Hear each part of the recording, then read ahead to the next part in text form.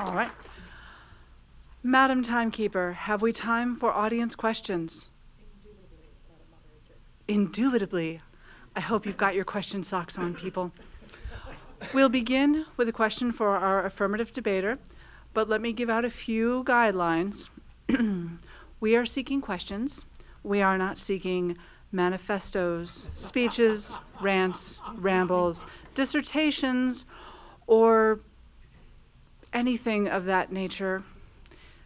We will cut you off if you begin to ramble. Just reminding you. Please direct your question to the indicated debater, and you may not, no matter how much you want to, ask your question of both debaters at once. I always say that, and someone always tries. Now, do we have a question for Mr. Delp? Ah, way up in the back, fast hand up. Can you think of any examples in your life where reason failed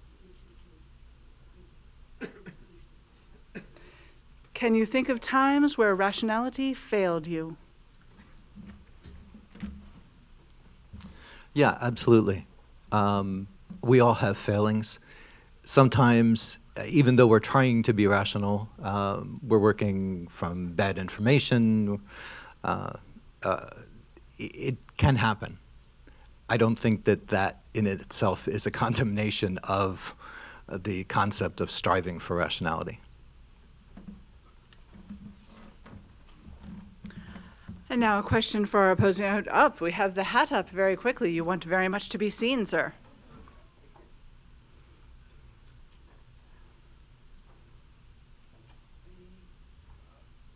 It is difficult to be rational. Why should we not strive to be rational as just a measure of struggle and virtue? Why should we not strive for rationality simply to prove our own virtuous struggle?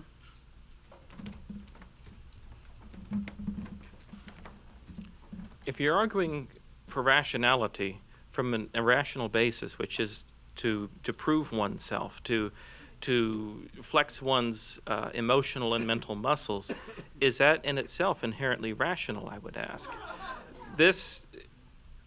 If the goal is to be rational, then that has to go all the way to the end. The rational has to terminate in this is a marketable or marked benefit to society or to the individual. To do so as a means of personal growth with no measurable way of showing that this is improving me, this is improving those around me, is inherently irrational.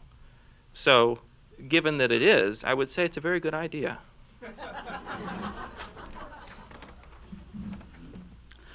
And a question now for our affirmative debater. Right down here. So, is a great artist that refuses to do what's most lucrative rational? Is a great artist who refuses to do what's most lucrative rational? They may be. It's not always rational to do what's most lucrative. There are a lot of other criteria. So it may be that within this person, the most rational decision is to produce art and do it the way he wants to. So. I applaud all of our delightfully brief answers this evening. They're packed with information, but quick. A question for our opposing debate. Hand right up in the middle. I'm going to look at you people on the edges next time, just so you know. You chose to focus on the word always, but would it be more real to focus on always strive, since we're composed of both rational and irrational? Should you add try to always in your focus, since we are both rational and irrational?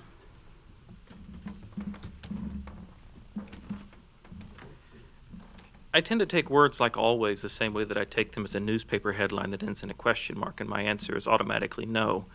To adapt one central policy to guide one's life and to guide one's direction seems a little simplistic just at the outset.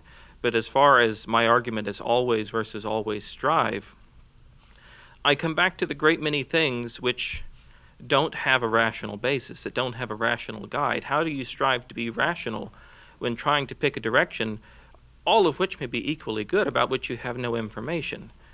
Is it rational or irrational at that point to pick one at chance? Would the rational thing be to pick one by example, a coin toss or a dice roll? Or would the irrational thing of just going with your gut? On one hand, statistically they're going to produce the same goal. If you have no information, picking one at random versus picking one. So Here's the thought, but okay. So as far as always striving, no, I wouldn't add strive to that, because I believe the policy is simplistic.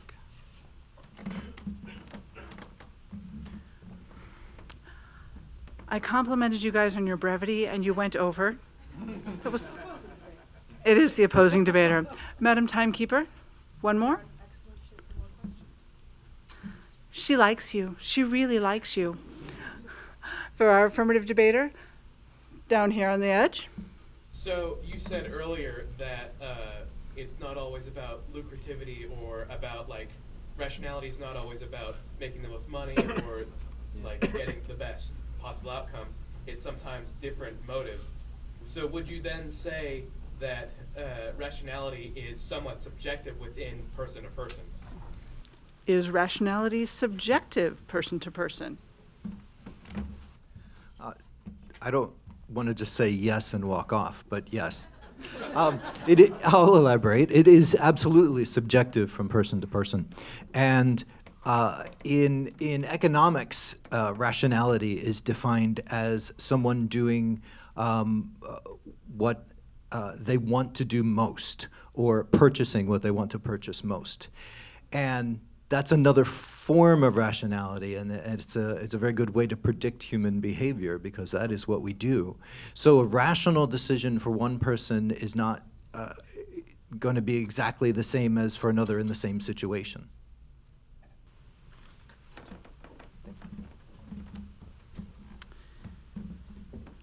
And a question for our over here on the edge. I told you guys on the edges I'd be watching for you. So both debaters have alluded to the fact that art is within all people. So my question is, why do you assume that expressing that art is irrational? As a fellow musician, do you not feel a need to rationally express your art? I feel like this questioner has some knowledge of you, Mr. Patchkey.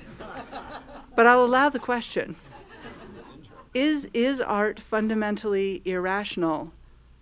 Why do you assume that art is fundamentally irrational in the premise of this question?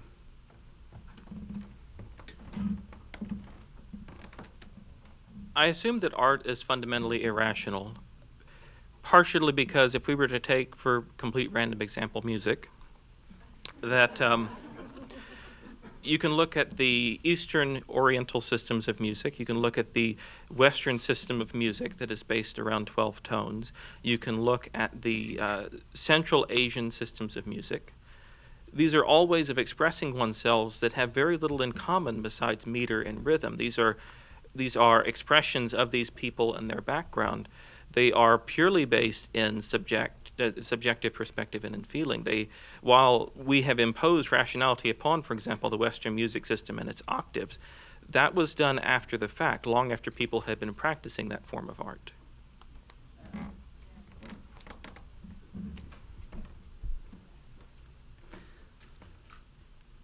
Madam Timekeeper is completely out of control.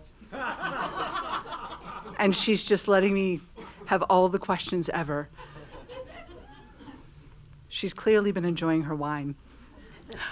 A question for our affirmative debater.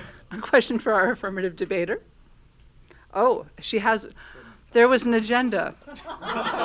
There was an agenda, my fellow Dionysians. Madam Timekeeper, your question. Yes, for our affirmative debater, given that we all seem to have taken as truth that irrationality lives within all of us alongside rationality, is it truly rational to always strive against the better portion of ourselves? If in fact we are both rational and irrational, is it rational to strive against ourselves?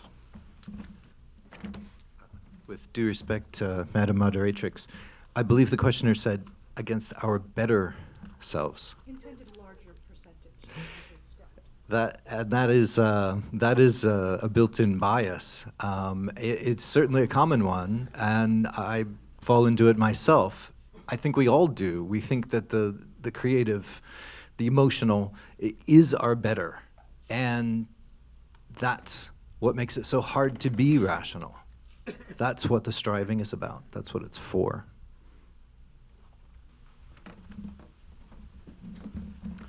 And a question for our opposing debater.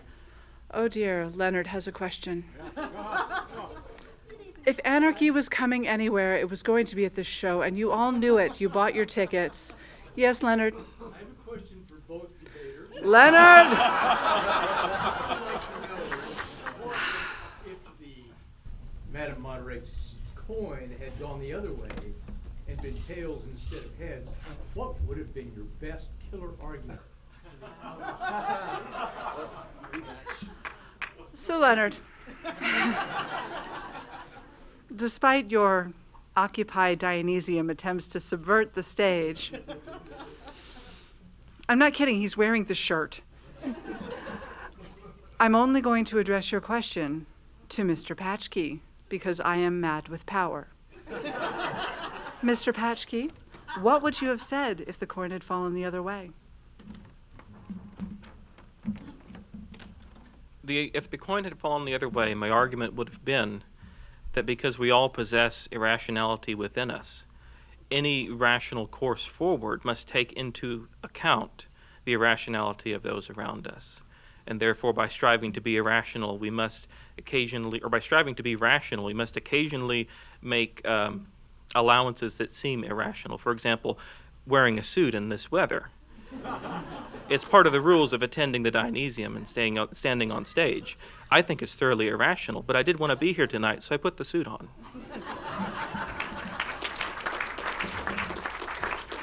I think you carried the day for the affirmative. We're not entertaining follow-up comments, Leonard. All right, my comments are never entertaining anyway. I do not agree, but I'm also not going to argue anymore. I believe we have time for another round. This is our final round. Oh, Buzz says no. I hear we got a lot of cartoons. Oh. Well, you see, they didn't tell me there was a lot of cartoon. They also didn't tell Madam Timekeeper, who's just been letting me go mad with power. So, without further ado then, we will take our closing statements, beginning with our opposing debater, Mr. Patchkey.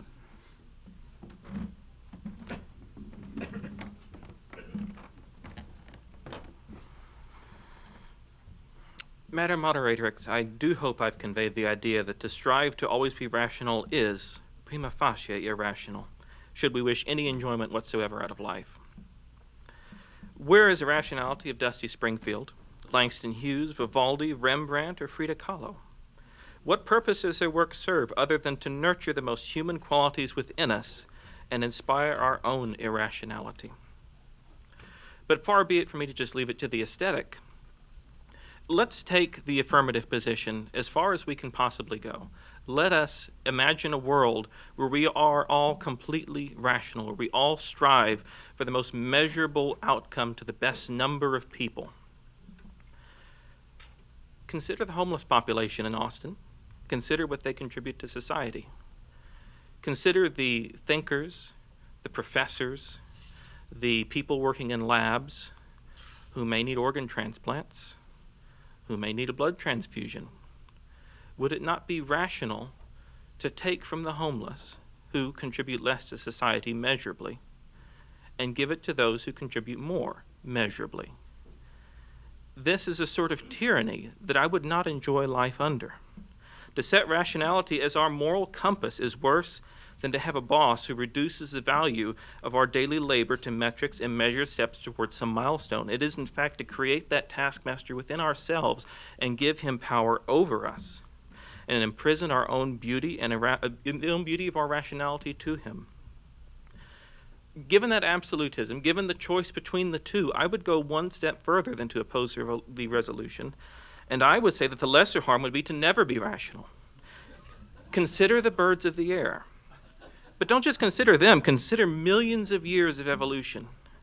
Consider all the life on this planet that has never stood off in a corner and thought, do I really need to eat that?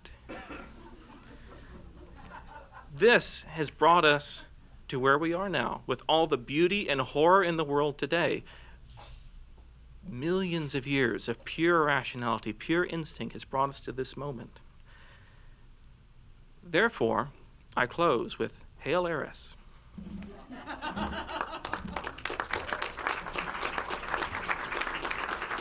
Delp, your closing statement, you have 3 minutes. Thank you, Madam Moderatrix. We should always strive to be rational. Not we should always be rational. We should always strive. And it's the striving that is the important part. It's the striving that's the struggle. Irrationality is all around us in all of its good and bad forms.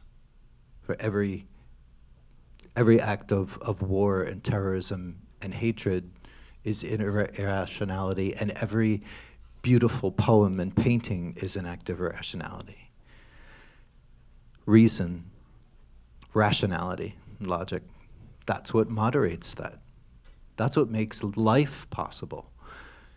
We must always strive to be rational, because if we don't, then we have chaos. Within us is the Dionysian, Apollonian opposition that Nietzsche talked about, that we heard about earlier tonight. That opposition is forever ongoing. And even as Nietzsche said when, and I will quote myself, whenever the Dionysian prevailed, the Apollonian was checked and destroyed. And yeah, the opposite's true too. Certainly, rationality can destroy as well. It's the balance.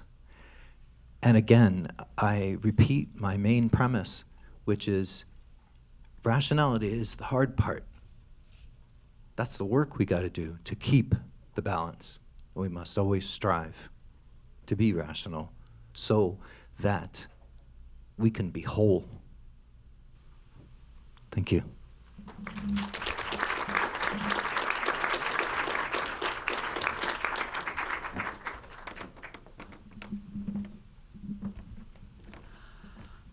Gentlemen, you have made your arguments very well, and now we throw it to the masses. We will, of course, settle this not with a coin toss, but with a vote. So, my beloved Dionysians, if you agree with the resolution so ably defended by Mr. Delp, raise one hand quite reasonably skyward, and our maestro Graham Reynolds will count you. I'd like to take this moment to remind you that we have a lovely after party at Cover 3. I can't explain to you how to get there, but you're going to be given some wonderful directions later. Oh dear, there's someone interfering with the process. I can't explain to you how to get to Cover 3. You're going to get some wonderful directions later. I urge you to trust those directions and just come on over and have the after party with us. So now, if you disagree with the resolution and agree with the able opposition of Mr. Patchkey, please raise one hand quite irrationally skyward. One hand only, though, because there are still at least some rules, and this is not a mad wasteland of craziness yet. We're going to have a talk with Madam Timekeeper, who seems to have lost her mind. There are some concerns. I don't think she understands what it means to just wildly empower me with things. I approve, obviously, of being mad with power. You may put your hands down if you like. You don't have to. I mean, no one's going to make you. And I believe the maestro will have a total for us in a moment. he approaches. Oh, and the envelope of sorts. Before we get the result, can we have one large round of applause for both of these gentlemen?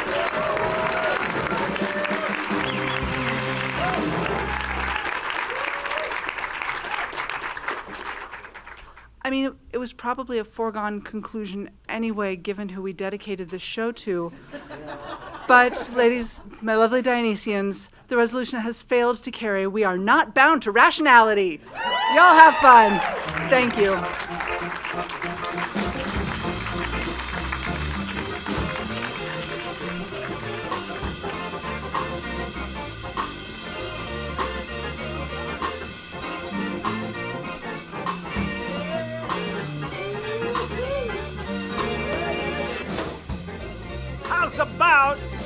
How's about one more round of applause, Mr. Mickey Delp, Mr. Jonathan Patchke, and Dionysium debate moderatrix, Rowan Halliday. How